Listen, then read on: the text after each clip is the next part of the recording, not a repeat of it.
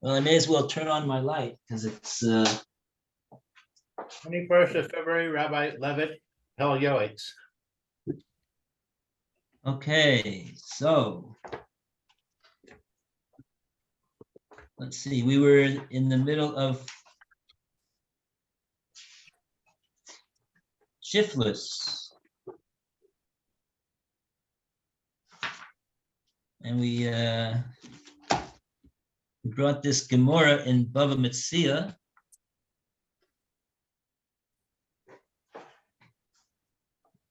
That speaks about the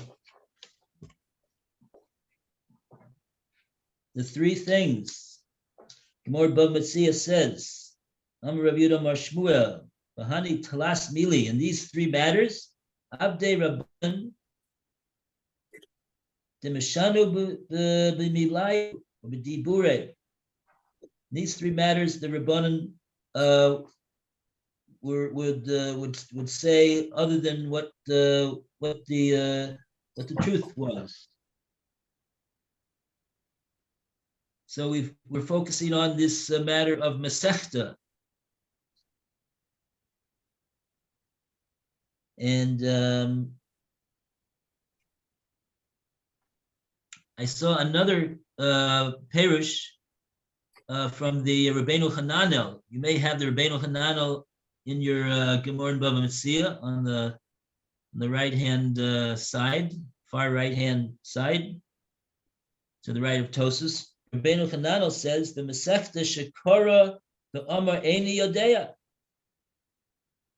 Eini Yodea also. Kilo Karise.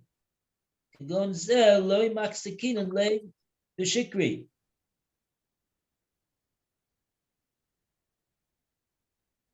We don't, when someone says, oh, I haven't learned that, oh, I haven't studied that, we don't regard that as a sheker, because that's the issue over here.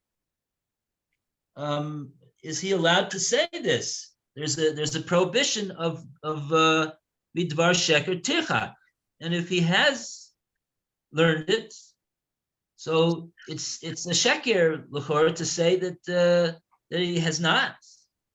But we say that no, we don't regard it as such. The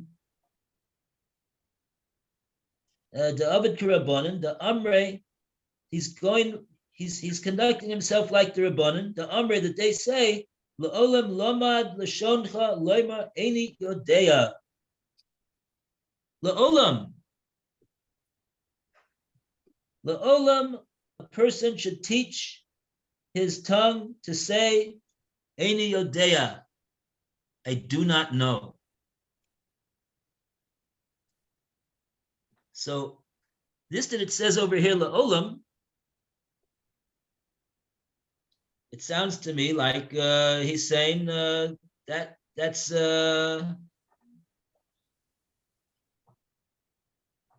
La'olam generally means in all situations. This is the hanhaga. So that's the hanhaga. In a way, in a way, if you say I haven't learned it, you're not incorrect in that. You probably never will ever learn completely all the really dipping into it. Okay. So you want to say it's not even a sheker. What? Good morning. That reminds me of a personal story, true story that happened with me and my son and Reb Chaim Kanievsky. He had finished Seder Zroim. He was like a 8, 9-year-old, 10-year-old boy, I don't remember, something like that, for his bar mitzvah, studying the Mishnayos. And I said, oh, we're going to go to Reb Chaim. So we went to Reb Chaim, and we tell him, my son, he learned the Seder Zroim, all the Mishnayos in Zroim. So Reb Chaim smiles, and I think that he said, one of the two things. Either he said, "You've learned it." He turned to my son and said, "You've learned it," or he said, "You know Seder's Royam." I don't know whether I don't remember now because it's already almost 20 years ago. Whether he said, "Do you know it?" or did you learn it? Any case, my son said innocently, he didn't know this Rabbeinu Hanano. He said yes. Oh, so what happened after that? So Reb Chaim gave him a little farher in Seder's Royam. So he says, "Do you know where it mentions Hanukkah in Seder's Royam?" And my son was thinking, and so that's anyway. That was the end of the meeting, and then we went home, and we were looking all through Seder's Royam trying to find where it was, and we did end up finding where in fact it does say it mentions Hanukkah in Seder's Royam about the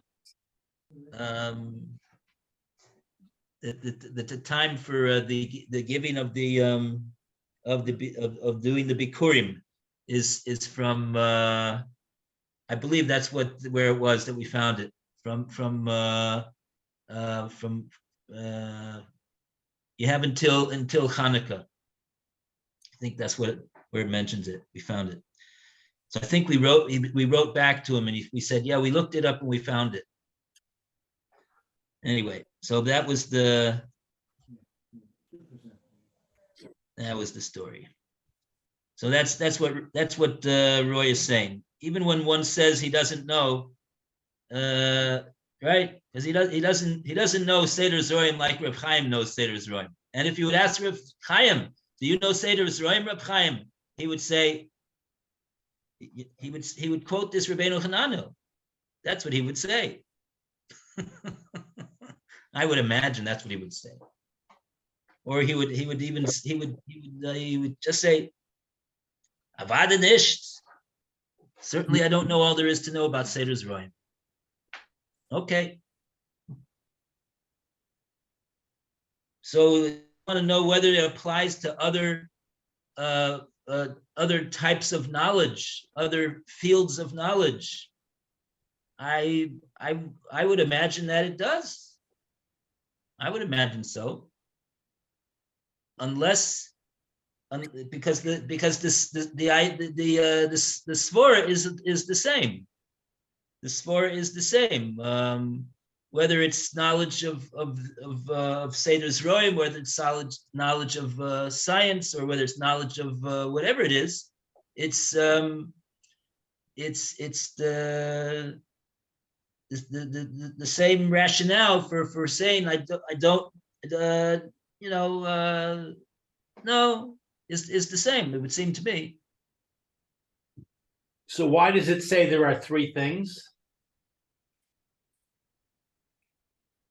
Basically, what we're saying is everything. Well, the other two don't have to do with the knowledge of the Talmud or science or any other field of knowledge. They're different. They're different matters. Right. But this that it says Masechta. I mean, we could in other words, we can extrapolate from the fact that this is that we could understand that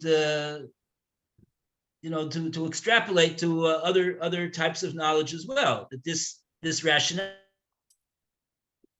the accepted approach is to say, lo yodea, lo kariti. Unless, like Tosa says, the person is asking for an answer to something that he needs to know. But if he's simply coming to to tell or to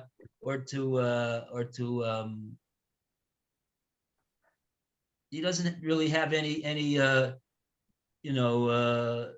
reason that he needs to know whether he doesn't really need to know whether you know Seder Zroim or not. He's not asking you a question Seder Zroim. He's asking a question to Seder Zroim.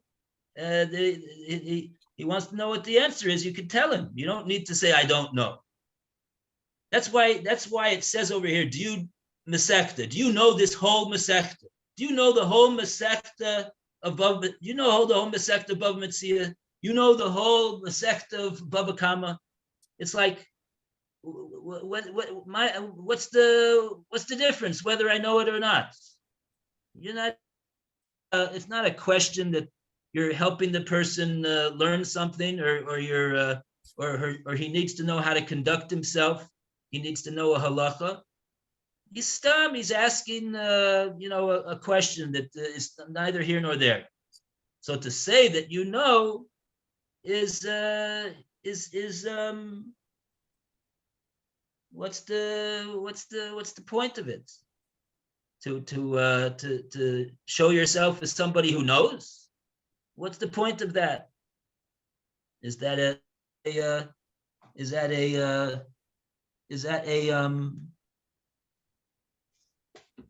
any benefit in that? There's a benefit in displaying humility. There's a benefit in that. And the chiddush over here is that benefit will even supersede the issue of sheker over here.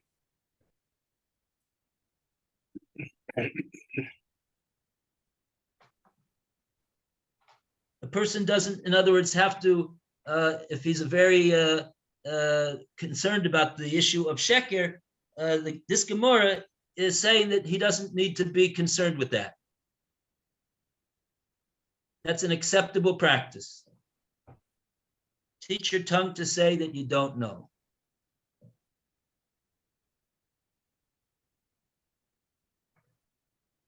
That will be in other words, there's no reason to be jealous of me.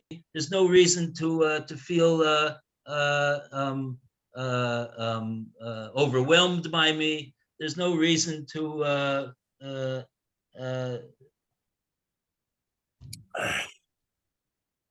I'm not making myself better than you. No, I also don't know it.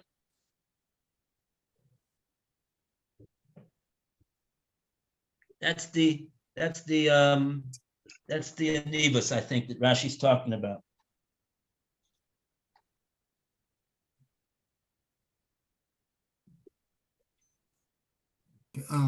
During the class, I'll be in and out because, Joan is recovering. She has a therapist here working with her, which is good. And it still hurts a lot, but it all takes time. Wow. But she's walking around using a walker. And it hurts. Bez Hashem.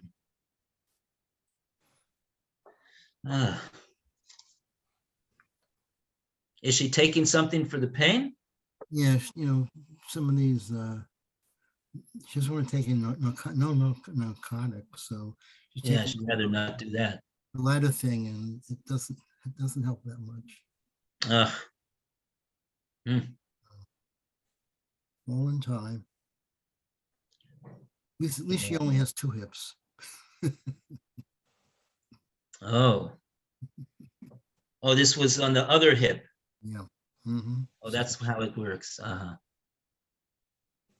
One surgery is on one side and the other surgery is on the other side.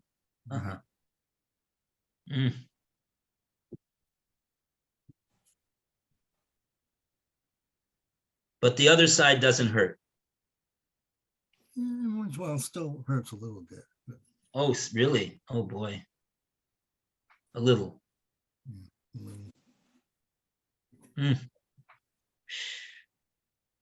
so right now she has two therapists here. My son Jonathan Yosef is coming a little bit later. And then one of my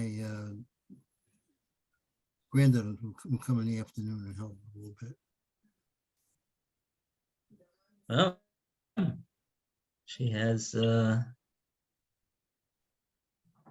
lot of Hashem's messengers over there. Hashem sent a lot of messengers to help her out. Yeah. Baruch Hashem. One of my granddaughters will come later when we go to the afternoon class, and she'll walk with me down to work with Lou. So.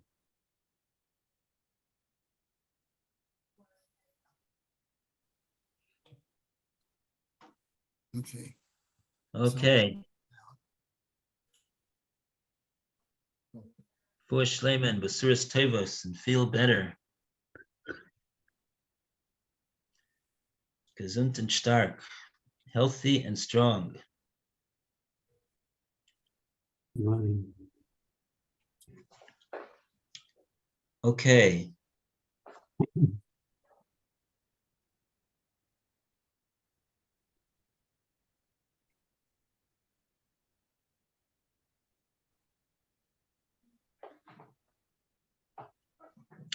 Okay.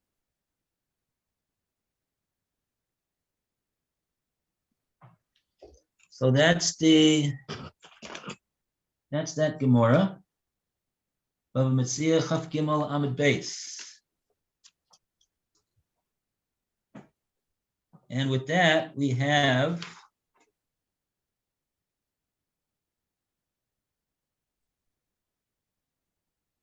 concluded the subject of Shiflus. So a round of applause for Shiflus. Hooray!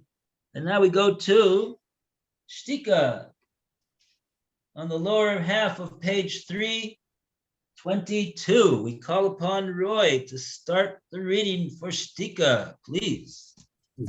Silence. Our sages in Megillah said, a word is valued at a seller, which is a silver coin. Silence is valued at 2 selaim. It can be inferred from what they said, a word is valued at a seller, that it is talking about permissible conversation. If not so, it is not worth a seller, but it is a tremendous loss of selaim. Rather, it must be that it is discussing good words, and even so, our sages in Pesachim said, a person should always teach his student a short and long way, few things whose substance is great. It should not be long way and short way. Everything should be according to the mental capabilities of a listener. I don't know, it sounds a bit confusing to me at the moment. Everything should be according to the mental capabilities of a listener. Behold, it is stated in the Mishnah in Avot, do not say something that is impossible to hear, for in the end it will be heard. Its explanation is, do not say something in a short fashion in which it cannot be understood right away, and rely on the listener that, after extensive research, he will be able to understand it, like the fashion of the condensed writers who conclude and analyze this well. Or it can be reconciled, analyze this further. If great sages wrote this, their reason was that the matter was truly simple according to their comprehensive understanding. They were not aware the days would come, and due to our many sins, Torah would gradually deteriorate. We do not know what they intended with their holy words. We don't know. We need to have pity upon those who lack knowledge, and we should write extensively on each topic. Alternatively, they wrote those phrases in order to sharpen their students. Wow, very interesting. Hmm.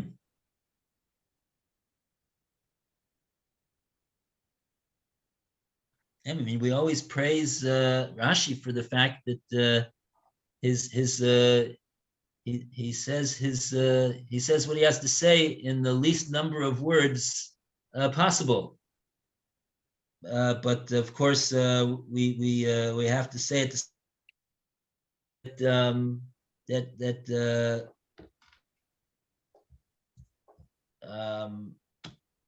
a person is it should be it was designed so that a person will be capable of understanding what he means. He wasn't giving a what do you call it, a riddle, and to see who can figure out what it is he's saying. He meant to be clear, and this seems to be this is what I would say is the issue over here. The Pele Yoetz is saying that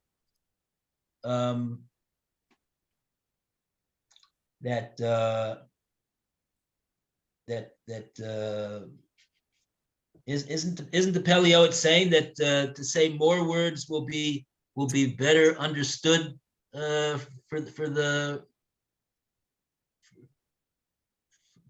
say more words of explanation a person will be able to understand, as opposed to saying fewer words. Yeah. So you have to say the right number of words because the goal is that the person should understand. That's the main point of the Pele Yoetz. And this that we find he says that and with that, having said that, what about all of the achronim that write these expressions of kal lahavin?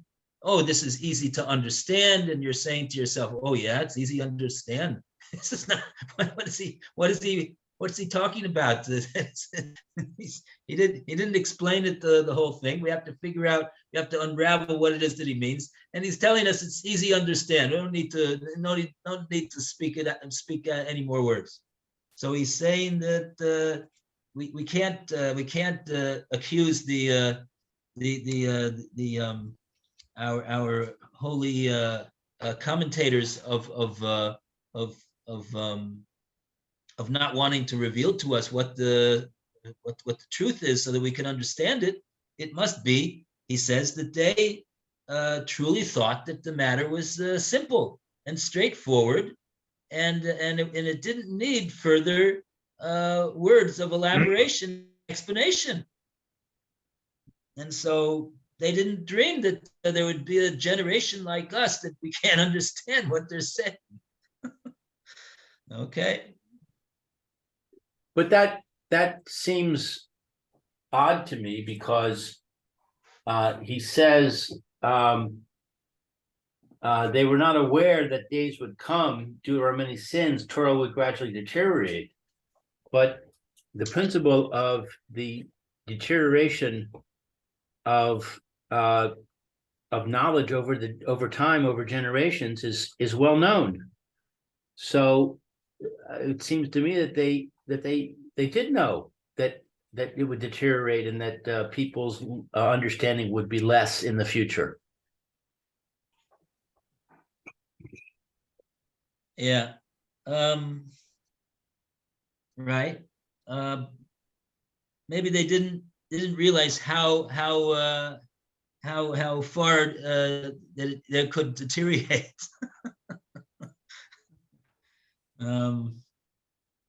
Yeah.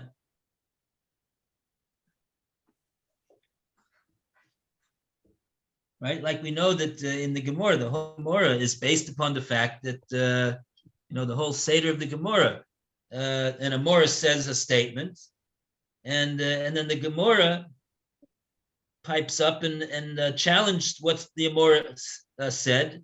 How so? Mostly by quoting a earlier sage from the Tanoim, who says otherwise. And the Gemara never says, well, this Amora, he disagrees with that. It's axiomatic that the Amora, if he knew that was what the Tana said, he would never have said what he said, unless he has also a Tanaic opinion of one of the earlier Talmudic sages that accords with what his view is. Then we say, yeah, it's a machloikis between the Tanoim and it seems like the Amoraim unwittingly are having the same machloikis. Or if they're not having the same one, but it could be derived from the earlier machloikis. Yeah, it's but really what we hear from the Pele Yoetz is that this is what we said in the first pasuk in last week's Parshas Mishpatim. Elu Mishpatim asher tasim lifneichem. And Rashi over there, these are the Mishpatim, says Hashem to Moshe Rabbeinu, asher tasim lifneichem, that you should place before them. And Rashi says over there on the pasuk, in the first pasuk in Mishpatim, last week's parsha, says you should place before them like a shulchan aruch, a set table. What's the idea of a set table? You don't have to cook it. You don't have to serve it. You just go and eat. And it's readily digestible. So that's the but at the same time we know that from our experience in learning Gemara, that the Gemara often is written in a way that needs a lot of analysis and understanding and it's not 100% straightforward. So we need to have an art scroll. We need to have somebody to explain to us what's the Gemara saying, even if we would know all what the words mean. And what's the reason for that? Many reasons are given. One of them is that they wanted to preserve the whole nature of the Torah Sheba'al Peh. The Torah Sheba'al Peh was something. Torah Sheba'al Peh was something that was not written down, and it had to be spoken out. And like that, the true understanding would come out.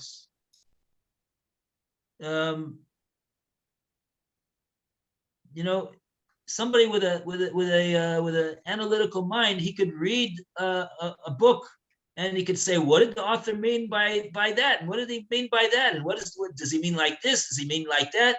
And the author is trying to be as precise and as straightforward and understandable as he possibly can be. And yet, the whole nature of understanding is such that it needs to be an oral dialogue. The written word is limited. And so therefore you have to have an oral law that speaks out what's written.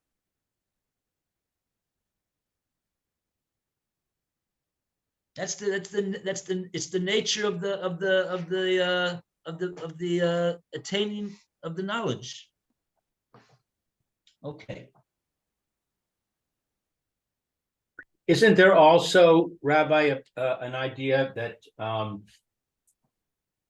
the Torah should not be something that a person can learn by himself, that you need to learn with somebody else, and therefore you need to have part of it oral? Right. That's part of the right. Right. I'm just saying, even seasoned scholars, though, will debate over what Rashi says. How could that be? If Rashi was so precise, and so you'll say, yeah, they're seasoned scholars, and one of them is right and one of them is wrong. Okay, but we find that we have the later, the later commentators, and they argue, what does Rashi mean? So you'll say also, yeah, right, one of them is right and one of them is wrong. Okay. It's a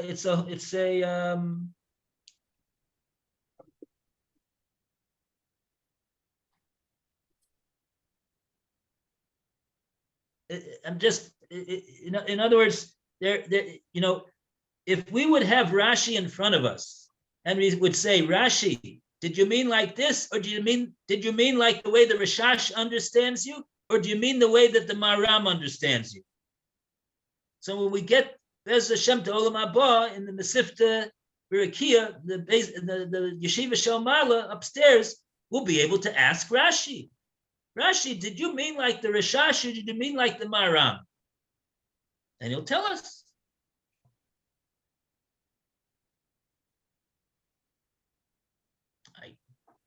I guess so. I guess he'll tell us.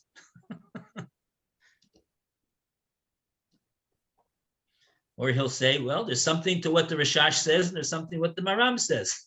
I don't know. But Well, that could be because we have the principle of this and this are the words of the living God. right. So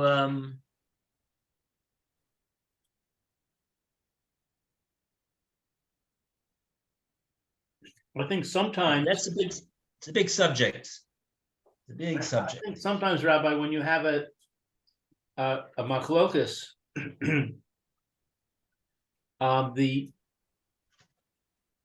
the different sides are not necessarily disagreeing as much as they're presenting different perspectives. Like with Hillel and Shammai, Hillel usually is presenting the practical in the real world perspective, and Shammai is presenting the ideal in the ideal world perspective. So that we need both perspectives to fully understand what's going on, even though in the end we'll say we go with Hillel because he's the practical one. So that's going to be the halacha. But if we just understood Hillel and we didn't understand Shammai, we wouldn't really have the whole picture of the issue. Well, you know why this is a Gemara in Eruvin. The Gemara over there says why it was that the accepted halacha should follow Beis Hillel and not Beis Shammai. Maybe we should look up that Gemara. Yeah, it sounds interesting. So this is a Gemara in the beginning of Eruvin. It's either I think it's Yud Gimel Amid Beis. Let me see if I can get it. 13b.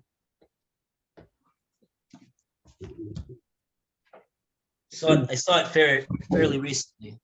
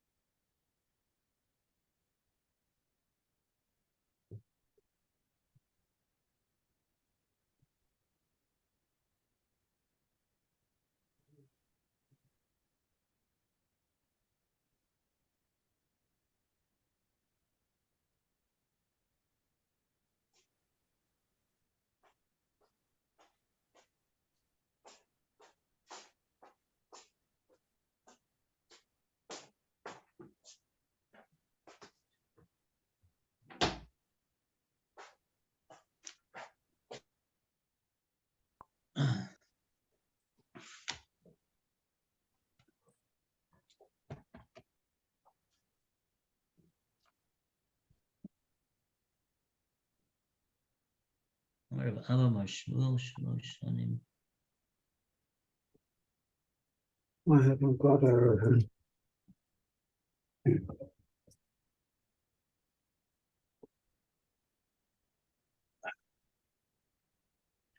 Okay.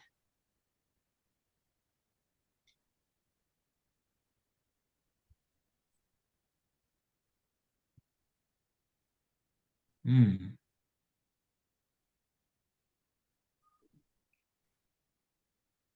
Okay.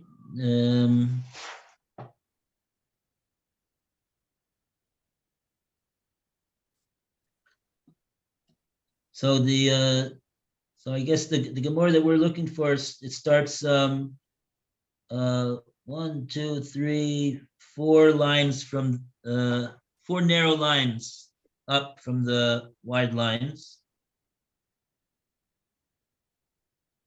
Starts off Amar of Abba, Amar Shmuel.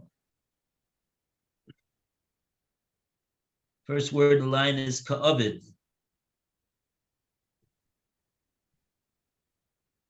So Amar of Abba, Amar Shmuel, Shlosh Shanim, Nechleku Beis Shammai Beis Hillel. For 3 years, Beis Shammai Beis Hillel differed with one another. Halalu Omrim Halacha Kamosenu. Halalu Omrim Halacha Kamosenu. Each side was claiming that the halacha is like us.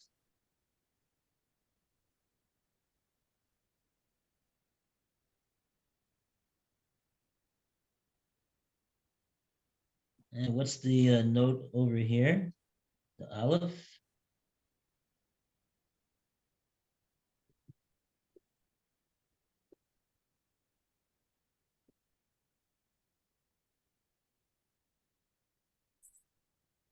Oh, okay, nothing, just a Marimakum.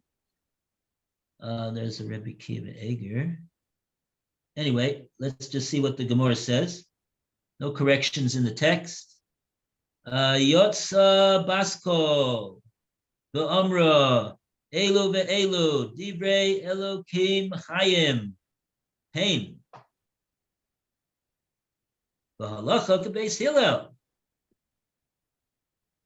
So even though both are the words of Hashem, the halacha follows Beis Hillel.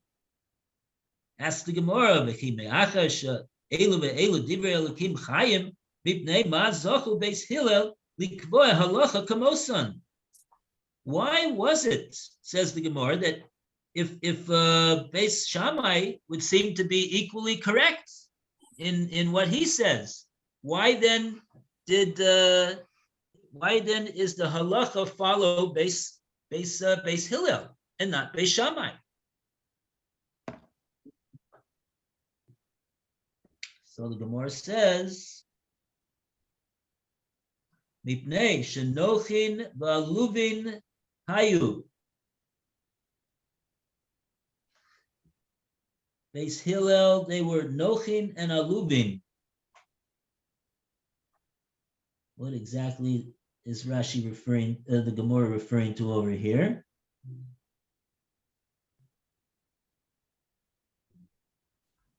Rashi says way up on the top, aluvin, savlanim.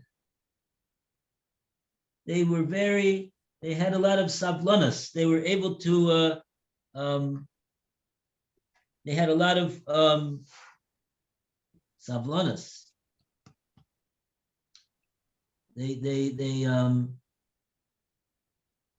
And we're going to see the they translate savlanas in English as patience, but not sure exactly that that's what it means over here. It means that they had, we'll see it. The Gemara is going to explain what it is. What does it mean? Hayu shonin divrehen v'divrei Beis Shammai. First of all, in their analysis of the subject, they would study not only their own words, meaning not only work out their own solution to the Talmudic issue at hand, but they would also analyze the words of Beis Shammai. They wouldn't say, "Oh, Beis Shammai, what do we care what they have to say?" We're going to analyze the topic on our own. We don't have to be bribed by the words of Beis Shammai. No, they said, let's take a look at the words of Beis Shammai. And not only that, as if that wasn't enough, Ella shemakdimin divrei Beis Shammai ledivreihem. They would even first analyze the words of Beis Shammai and study their explanation of the topic before they would formulate their own.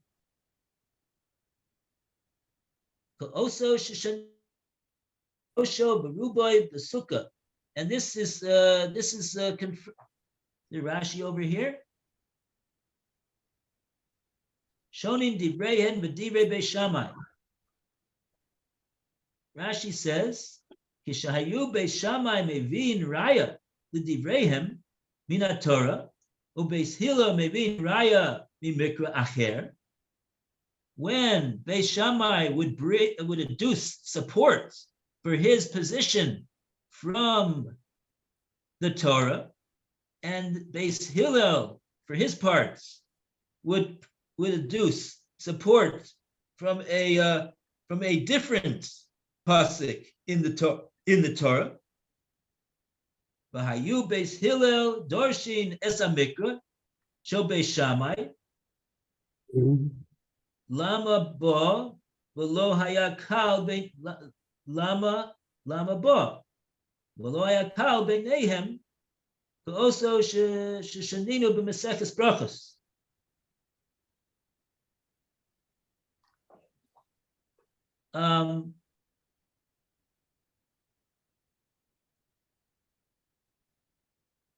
Again, Sahayu Beis Hillel Dorshin Es Amikra Shel Beis Shammai. The Beis Hillel, their first thing to do was to dorish the pasuk that Beis Hillel had adduced as a support for their position, with an eye to investigating lama ba v'lo haya lama ba. Why did Beis Shammai say what he said? V'lo haya kal beinehem.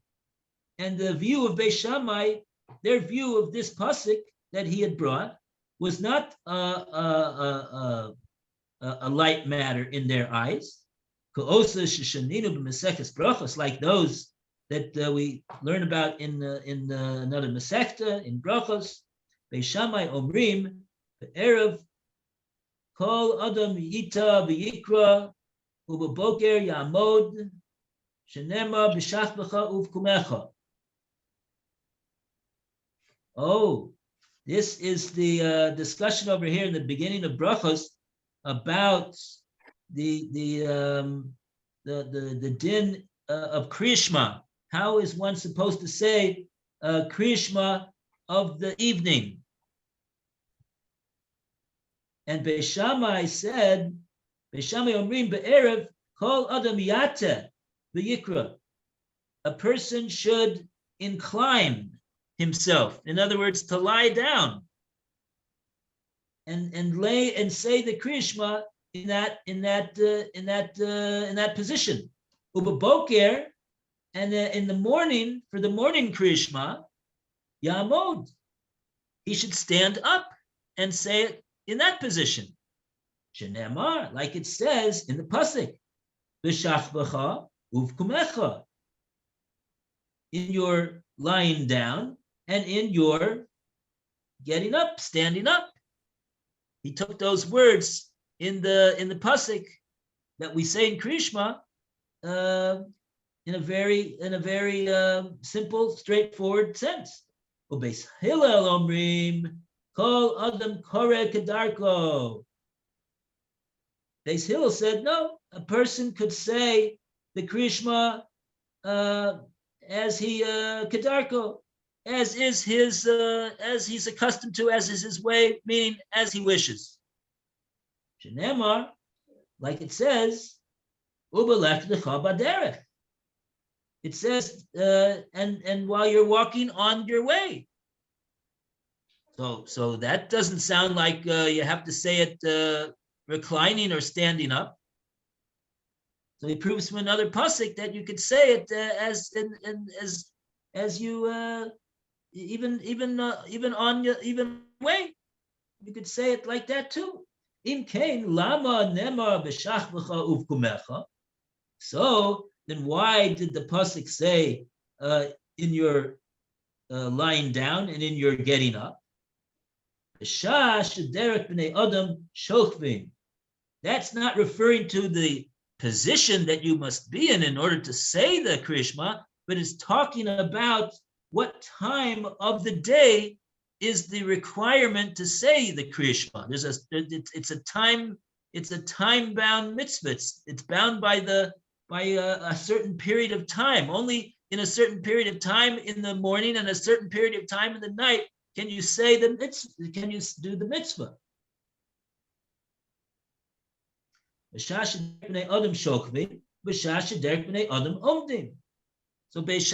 the Beis Hillel's view, that it's to be said, at least the beginning of the time period is, and it extends to the time that people are laying down in the night, and for the morning Shema, the time that it could be said is during the time that people are getting up.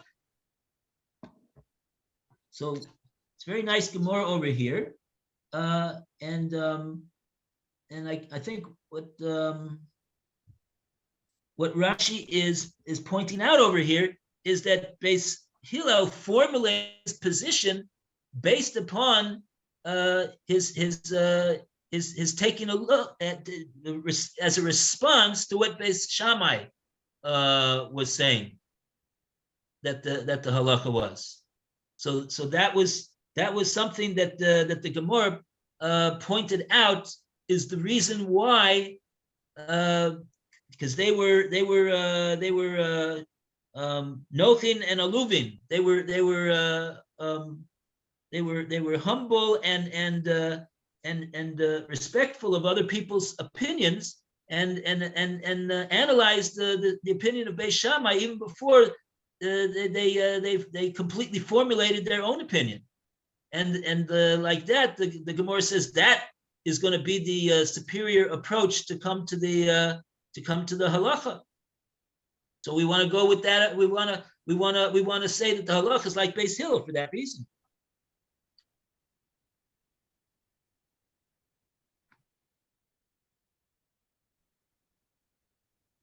Okay. Anyway, that's the Gemara over there.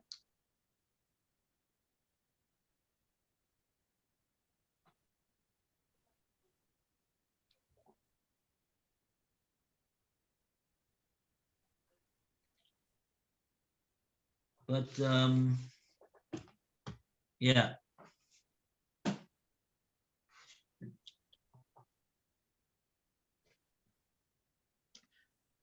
Did Moshe Rabbeinu teach the view of Beis Shammai and the view of Beis Hillel on Har Sinai?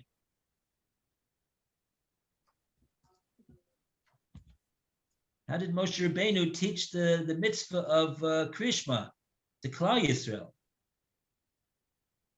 Was there only one approach, or was there the approach of Beis Shammai and Beis Hillel?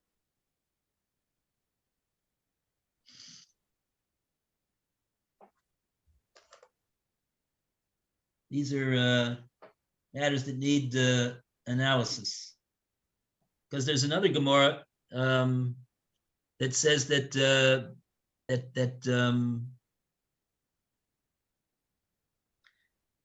until before a certain point in Jewish history, there was no machlokes in Klal Yisrael as to what the accepted halacha was. In other words, true, there could be many different approaches many different perspectives, which one could which one could think of, one could derive, one could expound upon in regard to a certain halacha. But what was in fact the accepted halacha? There was no machlokes on that until a certain period in time in Jewish history. That's what the Gemara says. So if so, then this that it says over here that both Beis Shammai and Beis Hillel are saying the words Bashem, it would seem to mean that it would seem to be that in other words, if one would there could be more than one way of deriving what the halacha is in the matters of of Kriya Shema. But to say that there was a machlokes about what the accepted halacha was, that Moshe Rabbeinu gave them one accepted halacha. But in later generations, it became it got for various reasons, whatever the reasons were, it was forgotten, or it was not clear what the accepted halacha was. Okay. All right. So let's go to the next paragraph. Alan is away. 11:40. Oh, it's already time. Oh, 11:40. How did that happen? Okay. I'm going to see you shortly. Okay. See, that's what happens when we don't have Alan